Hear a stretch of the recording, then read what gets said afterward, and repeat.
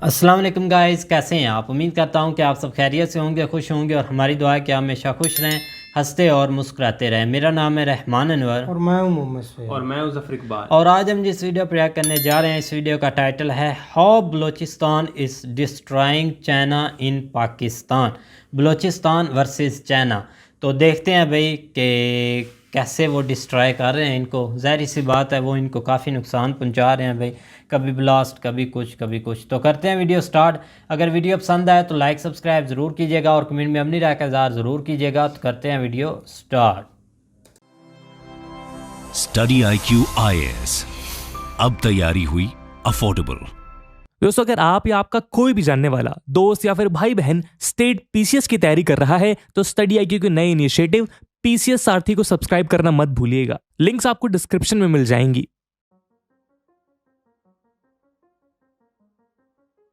दोस्तों, टेररिज्म आज एक वैश्विक बीमारी है जिससे इंडिया समेत दुनिया के लगभग सभी देश प्रत्यक्ष या अप्रत्यक्ष रूप से बीमार हैं। ये बीमारी ना सिर्फ उन देशों में डर और दहशत का माहौल पैदा कर रही है जो इसका सामना कर रहे हैं, लेकिन यहां तक कि आज आतंकवाद का दुष्प्रभाव उन देशों में भी देखने को मिल रहा है जिन्हें फंडामेंटली इस बीमारी का जनक माना जाता है।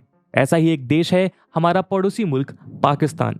पाकिस्तान में हुए रीसेंट अटैक्स की बात करें तो इस साल 26 अप्रैल को कराची यूनिवर्सिटी के एंट्रेंस में हुए सुसाइड अटैक में 4 लोगों की जानें चली गईं, जिनमें से 3 चाइनीज ट्यूटर्स थे।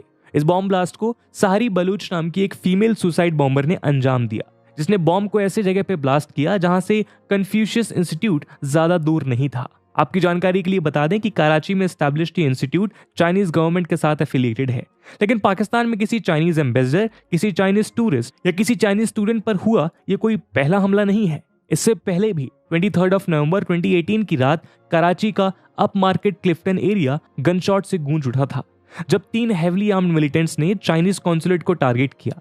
वैसे तो मिलिटेंट्स कॉन्सुलेट के अंदर नहीं जा पाए, लेकिन उनके द्वारा किए गए इस अटैक में 2 पुलिस ऑफिसर्स और 2 वीजा एप्लीकेंट्स की जानें चली गई थी। बाद में पाकिस्तान पुलिस ने इन तीनों आतंकवादियों को मार गिराया था। एनकाउंटर में मारे गए तीनों मिलिटेंट्स बलूच लिबरेशन आर्मी यानी BLA से थे। दोस्तों, BLA एक प्रोमिनेंट सेपरेटिस्ट ग्रुप है जो पाकिस्तानी हुकूमत के खिलाफ बलूचिस्तान की आज़ादी के लिए लड़ रहा है। इसी साल अप्रैल 2021 में क्वेटा के एक लग्जरी होटल में हुए सुसाइड अटैक में भी BLA का हाथ था, जिसमें 4 लोग मारे गए थे और कई घायल हो गए थे।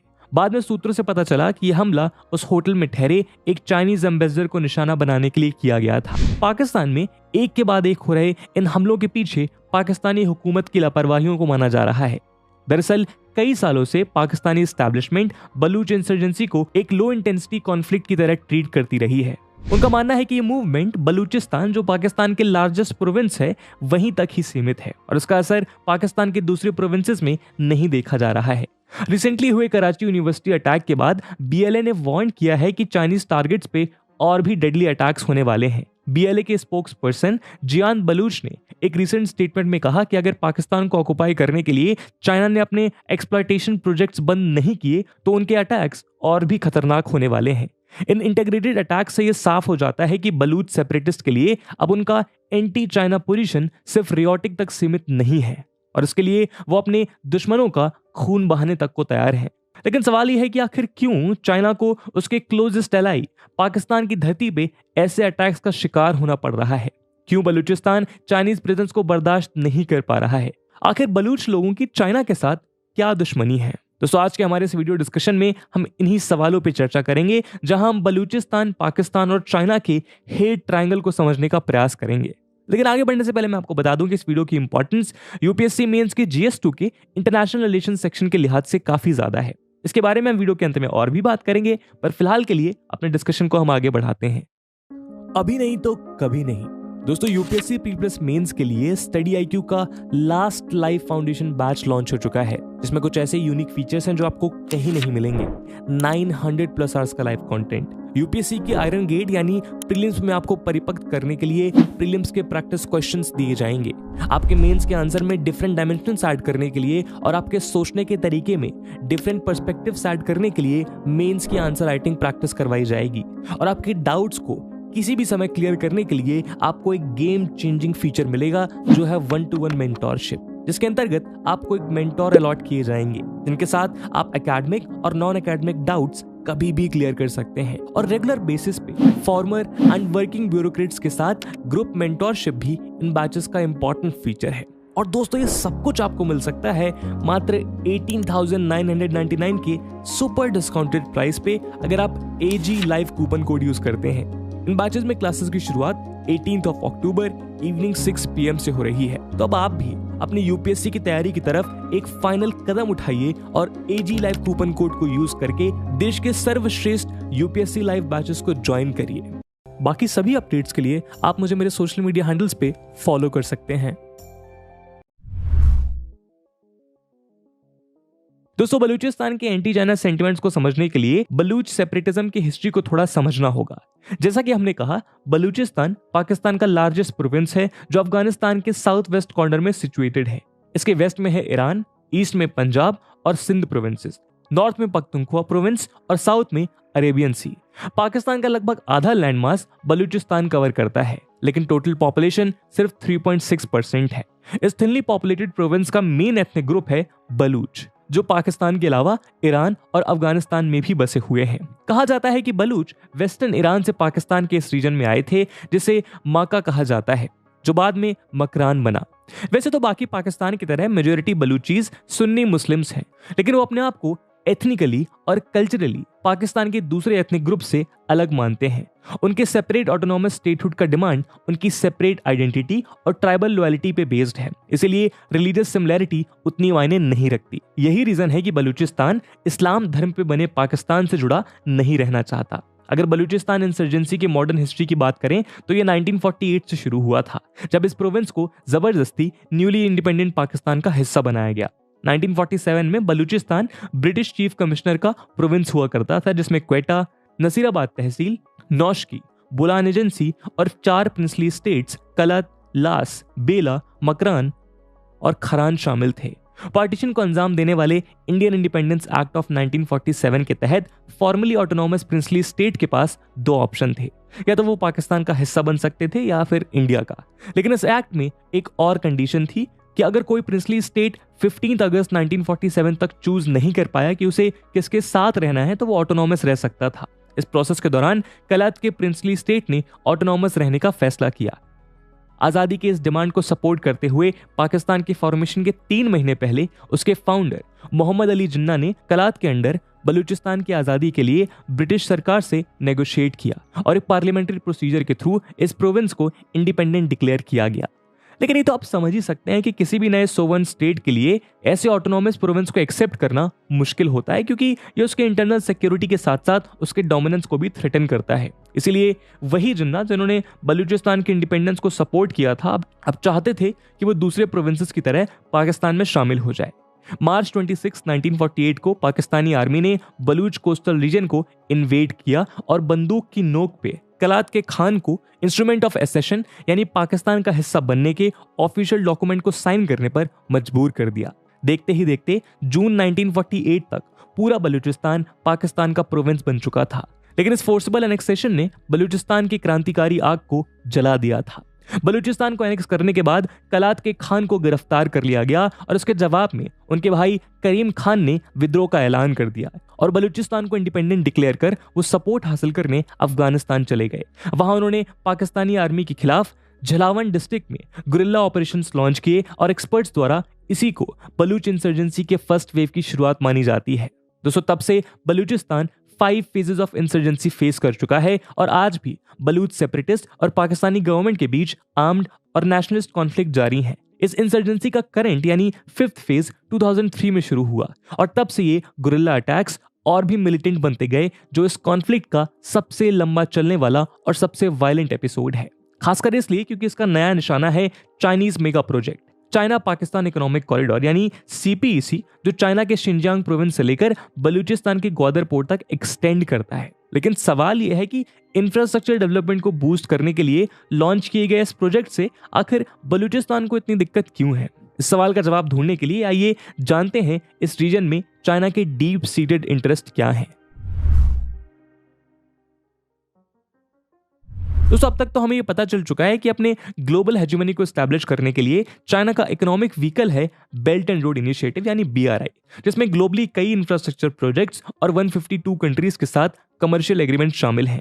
चाइना इस नेटवर्क के थ्रू पूरी दुनिया को अपनी इकोनॉमी के साथ जोड़ना चाहता है, चाहे वो लैंड बेस्ड रूट के सहारे हो या फिर मैरीटाइम रूट्स के सहारे। 2015 में इसी BRI के अंडर चाइना ने पाकिस्तान में $46 बिलियन का एक इकोनॉमिक प्रोजेक्ट अनाउंस किया, जिसका एक इंपॉर्टेंट पार्ट बलूचिस्तान है।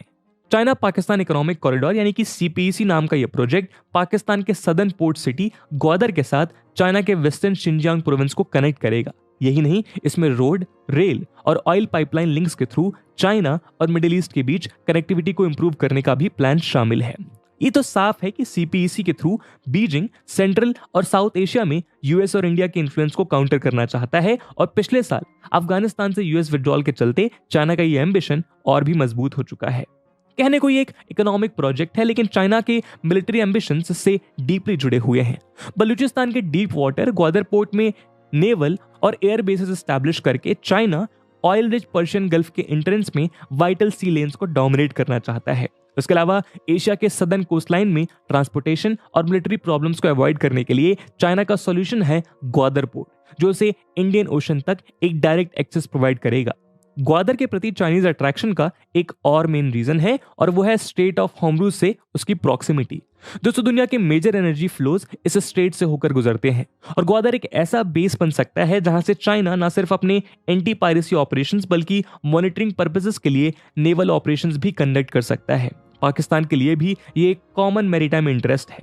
चाइना के साथ जॉइंट नेवल पेट्रोल्स के सहारे वो इंडियन ओशन रीजन में अपने फुटप्रिंट्स बढ़ाना चाहता है, खासकर इसलिए क्योंकि इस रीजन को इंडिया अपना स्फीयर ऑफ इन्फ्लुएंस मानता है।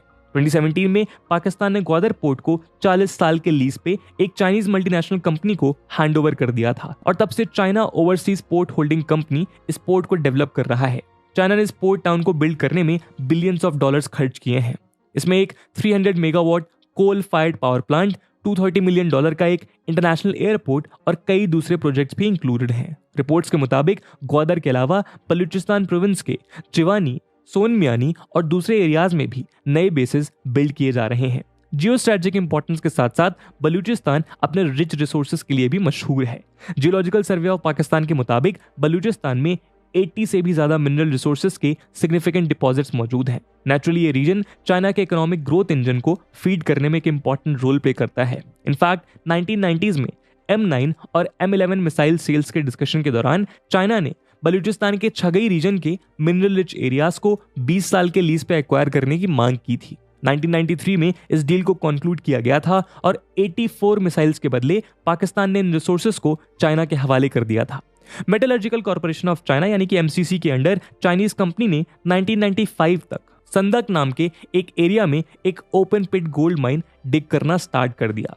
2001 में जाके संदक कॉपर और गोल्ड प्रोजेक्ट लॉन्च हुआ, और अगले साल उसे 10 साल की लीज पे चाइना को हैंडओवर किया गया। इसके बाद 2012 और 2017 में इसे फिर से रिन्यू किया गया। पिछले साल 2020 में पाकिस्तानी गवर्नमेंट ने संदक कॉपर गोल्ड माइनिंग प्रोजेक्ट को एक्सटेंड करने की परमिशन दे दी, इस उम्मीद के साथ कि ये प्रोजेक्ट पाकिस्तान में $45 मिलियन का इन्वेस्टमेंट लाएगा। एक्सपर्ट्स के मुताबिक इस माइन में अप्रोक्सीमेटली 412 टन ऑफ कॉपर और गोल्ड रिजर्व्स मौजूद हैं। पाकिस्तानी अथॉरिटीज दावा करते हैं कि उन्होंने 2002 से 2017 के बीच संदक प्रोजेक्ट से लगभग $2 बिलियन अर्न किए, लेकिन इन मेगा प्रोजेक्ट्स के बावजूद बलूचिस्तान बैकवर्ड और आइसोलेटेड रह गया है। ऊपर से बलूच सेपरेटिस्ट दावा करते हैं कि पाकिस्तान के साथ बलूचिस्तान में चाइना का ये इन्वॉल्वमेंट उनके इंडिपेंडेंट मूवमेंट को वीकन करने की एक साजिश है। दोस्तों 2017 में यूनाइटेड नेशंस डेवलपमेंट प्रोग्राम यानी कि UNDP रिपोर्ट के मुताबिक 71% बलूच सिटीजन्स पॉवर्टी का शिकार थे, जहां नेबरिंग प्रोविंस पंजाब में ये फिगर 31% था। उधर बलूचिस्तान का अनएम्प्लॉयमेंट रेट पाकिस्तान के 19.1% के कंपैरिजन में 33.4% था। जाहिर सी बात है कि बलूचिस्तान में 43% की लोवेस्ट लिटरेसी रेट है, जिसमें प्राइमरी स्कूल का एनरोलमेंट रेट भी शामिल है। इसके अलावा ये रीजन सीवियर वाटर शॉर्टेज से जूझता रहा है, और सक्सेसिव ड्रॉट्स के चलते यहाँ की एग्रीकल्चर बेस्ड इकोनॉमी अफेक्टेड होती है। सालों से पंजाबी डोमिनेटेड पाकिस्तानी एस्टैब्लिशमेंट के ऑपोजिशन और निग्लेक्ट का शिकार हो रहा बलूचिस्तान आज अपने टेरिटरी में पाकिस्तान और चाइना के बढ़ते इन्फ्लुएंस को लेकर काफी परेशान है। बलूच नेशनलिस्ट लंबे समय से बलूचिस्तान में चाइनीज प्रेजेंस को अपोज करते आए हैं। उनका यह मानना है कि सीपीईसी डेवलपमेंट्स में किए गए इन्वेस्टमेंट के चलते मेजर डेमोग्राफिक चेंजेस देखने को मिलेंगे जो उन्हें अपने ही प्रोविंस में एक माइनॉरिटी बना देंगे। वैसे तो इन सारे डेवलपमेंट प्रोजेक्ट के चलते एम्प्लॉयमेंट जनरेशन होना चाहिए था, लेकिन बलूच सेपरेटिस्ट का मानना है कि लोकल बलूच को इससे कोई फायदा नहीं हो रहा है। यहाँ आपकी जानकारी के लिए बता दें कि चाइना के ओवरसीज प्रोजेक्ट में अक्सर चाइनीज नेशनलिस्ट को ही प्रायोरिटी दी जाती है और इसीलिए लोकल्स के लिए कोई खास एम्प्लॉयमेंट अपॉर्चुनिटीज क्रिएट नहीं होती। In fact federation of Pakistan chambers of commerce and industry यानी कि FPCCI की एक 2016 की रिपोर्ट के मुताबिक चाइनीज नेशनलिस्ट के रेट ऑफ इन्फ्लक्स को देखते हुए यह एस्टिमेट लगाया गया था कि सीपीईसी की कंप्लीशन के बाद बलूचिस्तान में नेटिव पॉपुलेशन 2048 तक आउट नंबर्ड हो जाएगा। इन सब के अलावा Pakistan ministry of petroleum and natural resources के मुताबिक Balochistan currently total natural gas supply का 17% प्रोड्यूस करता है, लेकिन सिर्फ 7% कंज्यूम करता है। एक इंटरव्यू में बलूच रिपब्लिकन पार्टी के लीडर ब्रह्मदाग बुख्ती ने कहा कि अपने इकोनॉमिक प्रोजेक्ट्स के थ्रू चाइना बलूचिस्तान प्रोविंस को कॉलोनाइज करने और उसके रिसोर्सेज को लूटना चाहता है। स्विट्जरलैंड में एग्जाइल में रह रहे बुख्ती ने यह भी इल्जाम लगाया कि इन प्रोजेक्ट्स को लेकर कभी भी लोकल बलूच सिटीजन्स की सहमति नहीं ली गई थी और इससे साफ है कि इन प्रोजेक्ट्स का मकसद बलूचिस्तान की इकोनॉमी को बूस्ट करना नहीं बल्कि इस्लामाबाद में बैठे रूलर्स को सेटिस्फाई करना है। कई रिसेंट रिपोर्ट्स के मुताबिक पाकिस्तान ग्वादर और बलूचिस्तान के दूसरे कोस्टल एरियाज को एक चाइनीज स्ट्रॉन्ग होल्ड में तब्दील करना चाहता है जहां largest concentration of military cantonments और बेसेस हो। ऐसी मिलिट्री प्रेजेंस न सिर्फ चाइनीज डोमिनेंस को स्टैब्लिश करेगा बल्कि बलूचिस्तान के सेपरेटिस्ट मूवमेंट को भी नेगेटिवली अफेक्ट करेगा, क्योंकि पाकिस्तान के लिए चाइना का प्रेजेंस एक क्रूशियल मौका है जिससे वो इस मूवमेंट को क्रश कर सके। इसीलिए चाइनीज ऑफिशियल्स और वर्कर्स के बीच पैनिक क्रिएट करने के लिए बलूच सेपरेटिस्ट ने उन पे अटैक करना शुरू किया। एनालिस्ट की माने तो ये अटैक इन फ्यूचर और भी बढ़ सकते हैं और इससे सीपीईसी के सिक्योरिटी सिचुएशन पे कई सवाल उठते हैं।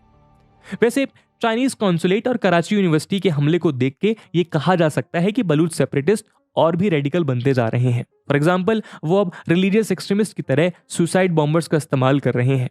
लेकिन इन अटैक्स के बावजूद इस बात में कोई शक नहीं है कि पाकिस्तान में चाइना अपने जियो स्ट्रैटेजिक और जियो इकोनॉमिक इंटरेस्ट को यूं ही नहीं गवा देगा। चाइना कुछ भी करेगा पर वो ये इंश्योर करेगा कि सीपीईसी सक्सेसफुल हो। हालांकि उसके आसार बहुत कम होते दिख रहे हैं, पर बावजूद उसके चाइना ने ऑलरेडी काफी पैसा सीपीईसी में लगा रखा है। दोस्तों, इंडिया लगातार बलूचिस्तान में पाकिस्तानी स्टेट रिप्रेशन और माइनॉरिटीज के अगेंस्ट रिलीजियस इंटॉलरेंस और परसिक्यूशन के खिलाफ United Nations human right council जैसे इंटरनेशनल प्लेटफॉर्म्स पे अपनी आवाज उठाता आया है।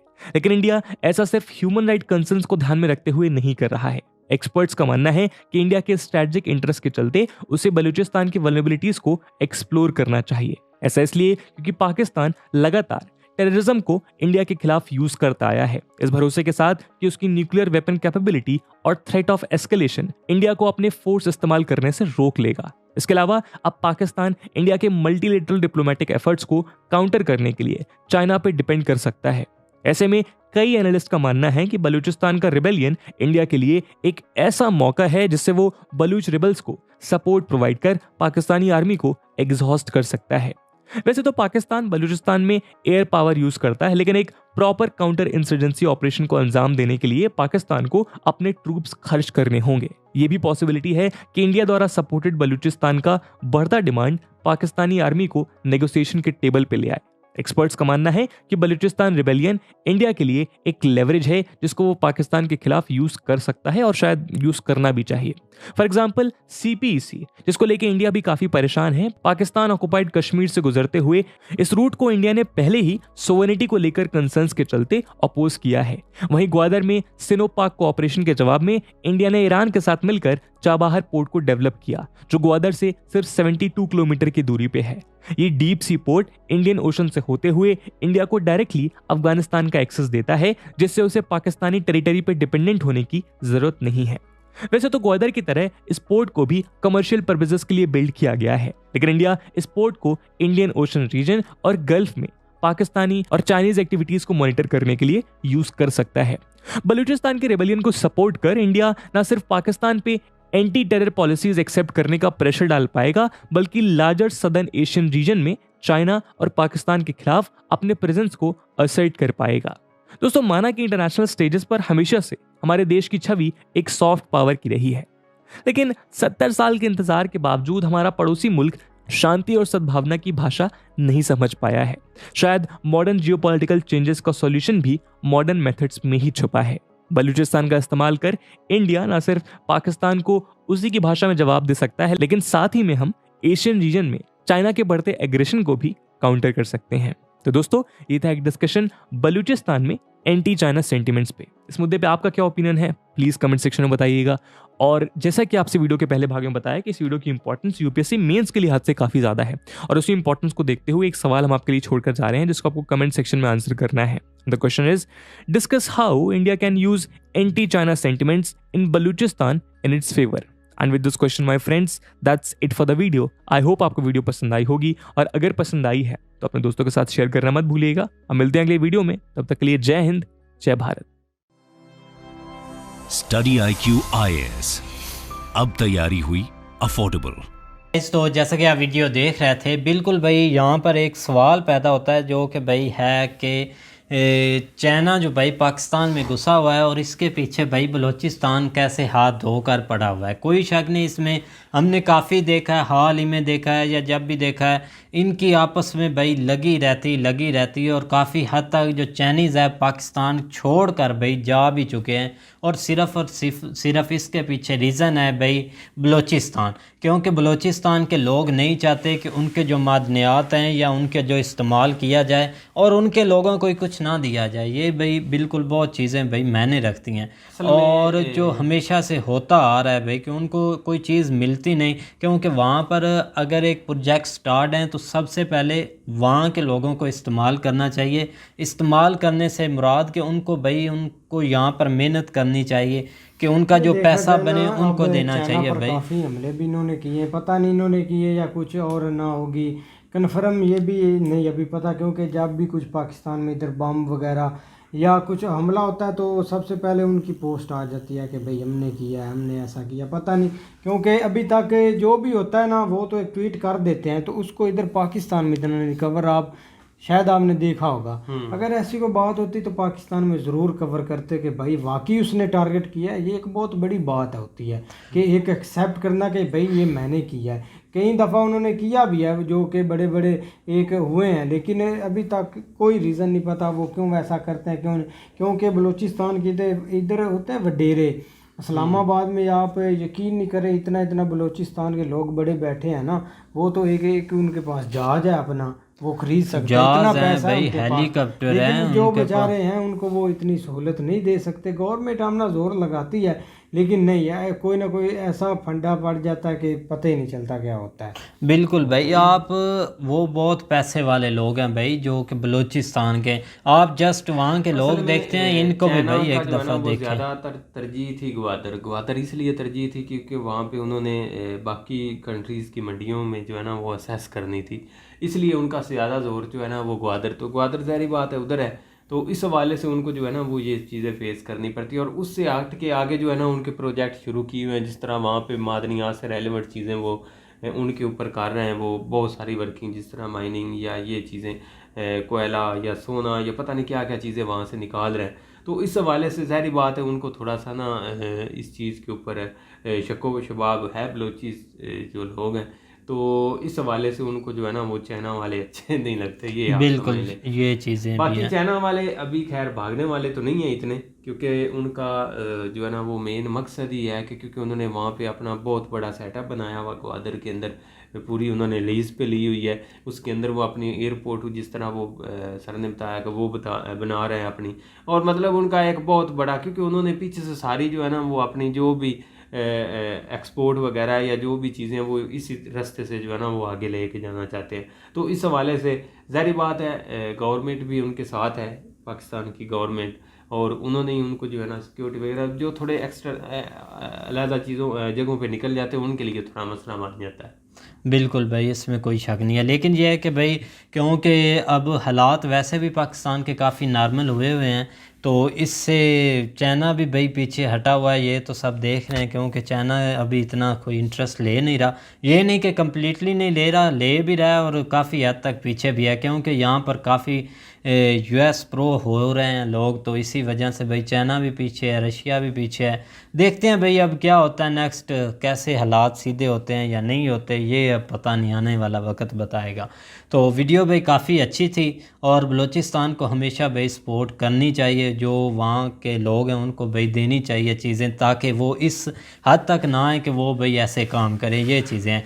तो उम्मीद करते हैं कि गाइज़ आपको वीडियो पसंद आएगी। अगर पसंद आए तो लाइक सब्सक्राइब ज़रूर कीजिएगा और कमेंट में अपनी राय का इज़हार ज़रूर कीजिएगा। अल्लाह हाफिज़।